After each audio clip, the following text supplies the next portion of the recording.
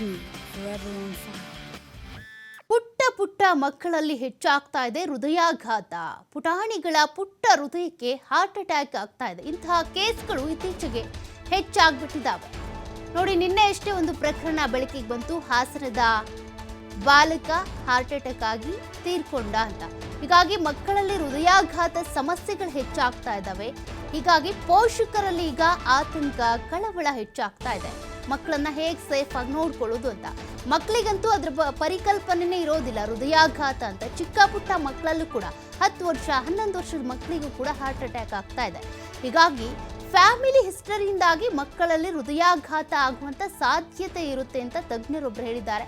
ಕುಟುಂಬದಲ್ಲಿ ಹಿರಿಯರಿಗೆ heart attack ಆಗಿದ್ರೆ, ಅಂದ್ರೆ ಹಿಂದೆ ಯಾರಿಗಾದ್ರೂ ಹಾರ್ಟ್ ಅಟ್ಯಾಕ್ ಸಮಸ್ಯೆ ಆಗಿದ್ದು ಅವ್ರು ಹಾರ್ಟ್ ಅಟ್ಯಾಕ್ ಆಗಿ ಸಾವನ್ನಪ್ಪಿದ್ರು ಅಂದ್ರೆ ಆ ಒಂದು ಜೀನ್ಸ್ ಮೂಲಕ ಅಥವಾ ಅನುವಂಶೀಯವಾಗಿ ಕೂಡ ಈ ಕಾಯಿಲೆ ಬರುವಂತ ಸಾಧ್ಯತೆ ಇರುತ್ತೆ ಅಂತ ಹೇಳ್ತಿದ್ದಾರೆ. ಈಗೀಗ ಜೀವನ ಶೈಲಿಯೇ ಅಂದ್ರೆ ಒಂದಷ್ಟು ಜೀವನ ಶೈಲಿಗೆ ಸಂಬಂಧಪಟ್ಟಂತೆ, ಆಹಾರ ಪದ್ಧತಿಗೆ ಸಂಬಂಧಪಟ್ಟಂತೆ ನೋಡೋದಾದ್ರೆ ಅದರಿಂದ ಕೂಡ ಮಕ್ಕಳ ಹೃದಯಕ್ಕೆ ಈ ರೀತಿಯಾಗಿ ಆಪತ್ತು ಉಂಟಾಗ್ತಾ ಇದೆ. ಕೊಲೆಸ್ಟ್ರಾಲ್ನಿಂದ ಕೂಡ ಮಕ್ಕಳ ಹೃದಯಕ್ಕೆ ತೊಂದರೆ ಆಗುತ್ತೆ. ಹೆಚ್ಚು ಎಣ್ಣೆ ಪದಾರ್ಥಗಳನ್ನು ಸೇವನೆ ಮಾಡಿದರೆ ಅದರಿಂದ ಕೊಲೆಸ್ಟ್ರಾಲ್ ಹೆಚ್ಚಾಗುತ್ತೆ. ಹೀಗಾಗಿ ಇದರಿಂದ ಕೂಡ ಹೃದಯಾಘಾತ ಆಗುತ್ತೆ ಅನ್ನುವಂಥ ಕಳವಳಕಾರಿ ವಿಷಯವನ್ನು ತಜ್ಞರು ಹೇಳಿದ್ದಾರೆ.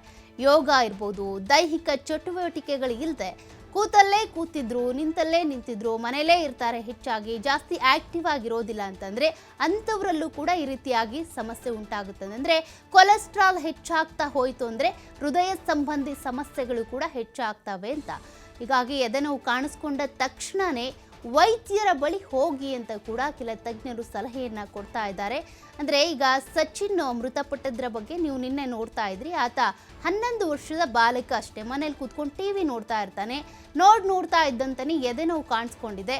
ಅದಾದ ಬಳಿಕ ಆತ ಅಲ್ಲೇ ಕುಸಿದು ಬಿದ್ದಿದ್ದಾನೆ, ಸಾವನ್ನಪ್ಪಿದ್ದಾನೆ. ಹೀಗಾಗಿ ಎದೆನೋವು ಅಂತ ಮಕ್ಕಳು ಹೇಳಿದ್ರು ಅಂತ ಅಂದ್ರೆ ನಿರ್ಲಕ್ಷ್ಯ ವಹಿಸಬೇಡಿ ಪೋಷಕರು.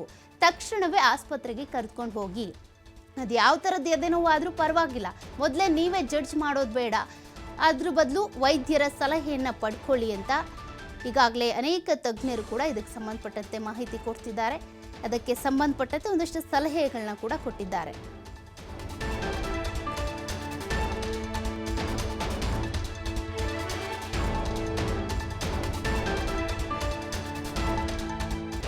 ಬರ್ತಾ ಇದ್ದಾರೆ. 5 ಗಂಟೆ, ಇವಾಗ 24 ಗಂಟೆ ಎಲ್ಲ ಶುರು ಆಗಿದೆ. ಮುಂಚೆ 9 ಇಂದ 5 ಗಂಟೆವರೆಗೂ ಇತ್ತು. ಇವಾಗ 5 ಗಂಟೆ, ಸಂಜೆ 5 ಗಂಟೆಯಿಂದ ಬೆಳಿಗ್ಗೆ 8 ಗಂಟೆ ತನಕನೂ ಸುಮಾರು ಪೇಷಂಟ್ಸ್ ಬರ್ತಾ ಇದ್ದಾವೆ. ಅವ್ರದ್ದು ECG ಮತ್ತು ಎಕೋ ಮತ್ತು ಬ್ಲಡ್ ಟೆಸ್ಟು ಎಲ್ಲ ಆಗ್ತಾ ಇದೆ.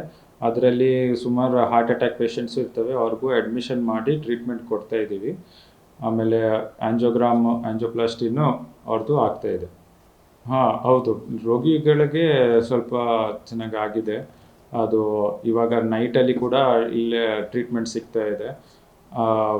ಆಮೇಲೆ ಅವ್ರದ್ದು ಆಂಜಿಯೋಗ್ರಾಮ್ ಇಲ್ಲೇ ಸುತ್ತಮುತ್ತ ಇರೋರಿಗೆ ಫಸ್ಟ್ ಅಲ್ಲೇ ದೊಡ್ಡ ಜೈದ ಹೋಗಬೇಕಾಗಿತ್ತು. ಅದು ಸ್ವಲ್ಪ ದೂರ, ಅದಕ್ಕೆ ಅವ್ರಿಗೆ ಇಲ್ಲೇ ಬೇಗನೆ ಟ್ರೀಟ್ಮೆಂಟ್ ಸಿಗ್ತಾ ಇದೆ. ಡಾಕ್ಟರ್ಸ್ ಮೇಲೆ ಪ್ರೆಷರ್ ಜಾಸ್ತಿ ಏನಾಗಿಲ್ಲ, ನಾವೆಲ್ಲ ಮ್ಯಾನೇಜ್ ಮಾಡ್ತಾ ಇದ್ದೀವಿ. ಇವಾಗ ಪೇಷಂಟ್ಸು ಬರ್ತಾ ಇದ್ದಾರೆ. 5 ಗಂಟೆ, ಇವಾಗ 24 ಗಂಟೆ ಎಲ್ಲ ಶುರು ಆಗಿದೆ. ಮುಂಚೆ 9 ಇಂದ 5 ಗಂಟೆವರೆಗೂ ಇತ್ತು. ಇವಾಗ 5 ಗಂಟೆ, ಸಂಜೆ 5 ಗಂಟೆಯಿಂದ ಬೆಳಿಗ್ಗೆ 8 ಗಂಟೆ ತನಕನೂ ಸುಮಾರು ಪೇಷಂಟ್ಸ್ ಬರ್ತಾ ಇದ್ದಾವೆ. ಅವ್ರದ್ದು ECG ಮತ್ತು ಎಕೋ ಮತ್ತು ಬ್ಲಡ್ ಟೆಸ್ಟು ಎಲ್ಲ ಆಗ್ತಾ ಇದೆ. ಅದರಲ್ಲಿ ಸುಮಾರು ಹಾರ್ಟ್ ಅಟ್ಯಾಕ್ ಪೇಷಂಟ್ಸು ಇರ್ತವೆ. ಅವ್ರಿಗೂ ಅಡ್ಮಿಷನ್ ಮಾಡಿ ಟ್ರೀಟ್ಮೆಂಟ್ ಕೊಡ್ತಾ ಇದ್ದೀವಿ. ಆಮೇಲೆ ಆಂಜಿಯೋಪ್ಲಾಸ್ಟಿನೂ ಅವ್ರದ್ದು ಆಗ್ತಾ ಇದೆ. ಹೌದು, ರೋಗಿಗಳಿಗೆ ಸ್ವಲ್ಪ ಚೆನ್ನಾಗಿ ಆಗಿದೆ. ಅದು ಇವಾಗ ನೈಟಲ್ಲಿ ಕೂಡ ಇಲ್ಲೇ ಟ್ರೀಟ್ಮೆಂಟ್ ಸಿಗ್ತಾ ಇದೆ. ಆಮೇಲೆ ಅವ್ರದ್ದು ಆಂಜಿಯೋಗ್ರಾಮ್ ಇಲ್ಲೇ ಸುತ್ತಮುತ್ತ ಇರೋರಿಗೆ ಫಸ್ಟ್ ಅಲ್ಲೇ ದೊಡ್ಡ ಜೈದ ಹೋಗಬೇಕಾಗಿತ್ತು. ಅದು ಸ್ವಲ್ಪ ದೂರ, ಅದಕ್ಕೆ ಅವ್ರಿಗೆ ಇಲ್ಲೇ ಬೇಗನೆ ಟ್ರೀಟ್ಮೆಂಟ್ ಸಿಗ್ತಾ ಇದೆ. ಡಾಕ್ಟರ್ಸ್ ಮೇಲೆ ಪ್ರೆಷರ್ ಜಾಸ್ತಿ ಏನಾಗಿಲ್ಲ, ನಾವೆಲ್ಲ ಮ್ಯಾನೇಜ್ ಮಾಡ್ತಾ ಇದ್ದೀವಿ. ಇವಾಗ ಪೇಷಂಟ್ಸು ಬರ್ತಾ ಇದ್ದಾರೆ. ಈಗಾಗಲೇ ಮಕ್ಕಳಲ್ಲಿ ಹೃದಯ ಸಂಬಂಧಿ ಸಮಸ್ಯೆಗಳು ಹೆಚ್ಚಾಗ್ತಿದ್ದಾವೆ. ಹೀಗಾಗಿ ಮಕ್ಕಳು ಹೃದಯಾಘಾತಕ್ಕೆ ಒಳಗಾಗಿ ಸಾವನ್ನಪ್ತಾ ಇದ್ದಾರೆ. ಇದಕ್ಕೆ ಸಂಬಂಧಪಟ್ಟಂತೆ ಡೀಟೇಲ್ಸ್ ಕೊಡ್ತಾ ಹೋಗ್ತಾರೆ ಪ್ರತಿನಿಧಿ ಕಾರ್ತಿಕ್ ಲೈವ್ ಅಲ್ಲಿ ಜಾಯ್ನ್ ಆಗ್ತಿದ್ದಾರೆ. ಕಾರ್ತಿಕ್, ಈಗಾಗಲೇ ರಾಜ್ಯದಲ್ಲಿ ಅನೇಕ ಮಕ್ಕಳಲ್ಲಿ ಹೃದಯ ಸಂಬಂಧಿ ಸಮಸ್ಯೆಗಳು ಹೆಚ್ಚಾಗ್ತಾ ಇದ್ದಾವೆ. ಜೊತೆಗೆ ಒಬ್ಬರಾದ್ಮೇಲೆ ಒಬ್ರು ಸಾವನ್ನಪ್ತಾ ಇದ್ದಾರೆ. ಅದರಲ್ಲೂ ಕೂಡ ನಿನ್ನೆ ಸಚಿನ್ ಸಾವನ್ನಪ್ಪಿದ ನಂತರ ಕೂಡ ಪೋಷಕರಲ್ಲಿ ಆತಂಕ ಹೆಚ್ಚಾಗ್ಬಿಟ್ಟಿದೆ. ಇದಕ್ಕೆ ಸಂಬಂಧಪಟ್ಟಂತೆ ತಜ್ಞರು ಏನು ಹೇಳ್ತಾರೆ, ಯಾಕೆ ಈ ರೀತಿಯ ಕೇಸಸ್ ಹೆಚ್ಚಾಗ್ತಿದ್ದಾವೆ ಅಂತ?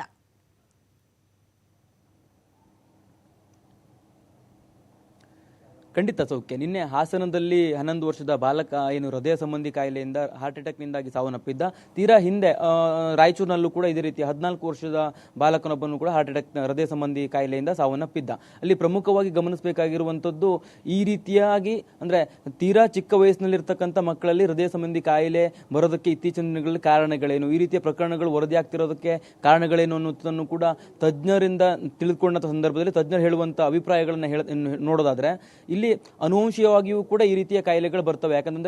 ಅಂದರೆ ತೀರಾ ಅವರ ತಂದೆ ಅಥವಾ ಅವರ ಅಜ್ಜನಿಗೂ ಕೂಡ ಹೃದಯ ಸಂಬಂಧಿ ಕಾಯಿಲೆಗಳಿದ್ದು ಅವರು ಕೂಡ ಹಾರ್ಟ್ ಅಟ್ಯಾಕ್ನಿಂದ ಸಾವನ್ನಪ್ಪಿದಂಥ ಸಂದರ್ಭದಲ್ಲಿ ಈ ರೀತಿಯಾಗಿ ಮಕ್ಕಳಲ್ಲಿ ಬರುವಂಥ ಚಾನ್ಸಸ್ಗಳು ಹೆಚ್ಚಿರ್ತವೆ ಅನ್ನುವಂಥ ಮಾಹಿತಿಯನ್ನು ಕೂಡ ತಜ್ಞರು ಕೊಡ್ತಾ ಇರುವಂಥದ್ದು. ಜೊತೆಗೆ ಇಲ್ಲಿ ಪ್ರಮುಖವಾಗಿ ಗಮನಿಸಬೇಕಾಗಿರುವಂಥದ್ದು ಅಂದರೆ ಇಳಿ ವಯಸ್ಸಿನ ಮಕ್ಕಳಲ್ಲೂ ಕೂಡ ಕೊಲೆಸ್ಟ್ರಾಲ್ಗಳನ್ನು ಚೆಕ್ ಮಾಡಬೇಕಾಗತ್ತೆ. ಅವರು ಕೂಡ ಕೊಲೆಸ್ಟ್ರಾಲ್ ಹೆಚ್ಚಾಗಿ ಹೃದಯ ಸಂಬಂಧಿ ಕಾಯಿಲೆಯಿಂದ ಸಾವನ್ನಪ್ಪುವಂಥ ಪ್ರಕರಣಗಳು ಇತ್ತೀಚೆಗೆ ವರದಿ ಆಗ್ತಾ ಇರುವಂಥ ಹಿನ್ನೆಲೆಯಲ್ಲಿ ಅವ್ರಿಗೂ ಕೂಡ ನೀವು ವರ್ಷದಿಂದ ವರ್ಷಕ್ಕೆ ಈ ರೀತಿಯ ಟೆಸ್ಟ್ಗಳನ್ನು ಕೊಲೆಸ್ಟ್ರಾಲ್ ಟೆಸ್ಟ್ಗಳನ್ನು ಮಾಡಿಸಬೇಕು ಅನ್ನುವಂಥ ಮಾಹಿತಿಯನ್ನು ಕೂಡ ಕೊಡ್ತಾರೆ. ಪ್ರಮುಖವಾಗಿ ಇತ್ತೀಚಿನ ಆಹಾರ ಪದ್ಧತಿಗಳು ಕೂಡ ಇದಕ್ಕೆ ಕಾರಣ. ಯಾಕಂತಂದರೆ ಜಂಕ್ ಫುಡ್ಸ್ಗಳನ್ನು ಹೆಚ್ಚಿನ ಜನ ಸೇವನೆಯನ್ನು ಮಾಡ್ತಾರೆ. ಜೊತೆಗೆ ತಂದೆ ತಾಯಿಗಳೇನಾದರೂ ಒಂದು ದುಶ್ಚಟಗಳಿಗೆ ಒಳಗಾಗಿದ್ದಂಥರಾಗಿದ್ದರೆ ಅಂಥವರಿಗೆ ಹುಟ್ಟುವಂಥ ಮಕ್ಕಳಿಗೂ ಕೂಡ ಹೃದಯ ಸಂಬಂಧಿ ಕಾಯಿಲೆಗಳು ಹೆಚ್ಚಿನ ಪ್ರಮಾಣದಲ್ಲಿ ಬರುವಂಥ ಚಾನ್ಸಸ್ಗಳು ಇರ್ತವೆ ಅನ್ನುವಂಥ ಮಾಹಿತಿಯನ್ನು ಕೂಡ ಕೊಡ್ತಾ ಇರುವಂಥದ್ದು. ಪ್ರಮುಖವಾಗಿ ನಾವು ಇತ್ತೀಚಿನ ದಿನಗಳಲ್ಲಿ ಗಮನಿಸ್ತಾ ಹೋದರೆ ಈ ರೀತಿಯಾಗಿ 18 ವರ್ಷ ಮೇಲ್ಪಟ್ಟವರು ಇರ್ಬೋದು, ಜೊತೆಗೆ 10 ರಿಂದ 11 ವರ್ಷ ಮೇಲ್ಪಟ್ಟಂಥ ಮಕ್ಕಳಲ್ಲೂ ಕೂಡ ಸಾಕಷ್ಟು ಪ್ರಮಾಣದಲ್ಲಿ ಹೃದಯ ಸಂಬಂಧಿ ಕಾಯಿಲೆಗಳು ಕಂಡು ಬರ್ತಾ ಇದ್ದಾವೆ.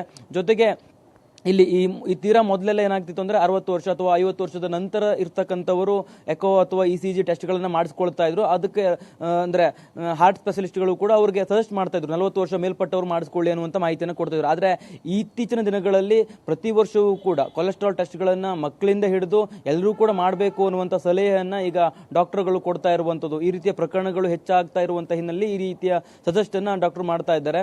ಜೊತೆಗೆ ಅನುವಂಶೀಯವಾಗಿಯೂ ಕೂಡ ಇದು ಬರುವಂಥ ಚಾನ್ಸಸ್ಗಳು ಹೆಚ್ಚಿರ್ತವೆ.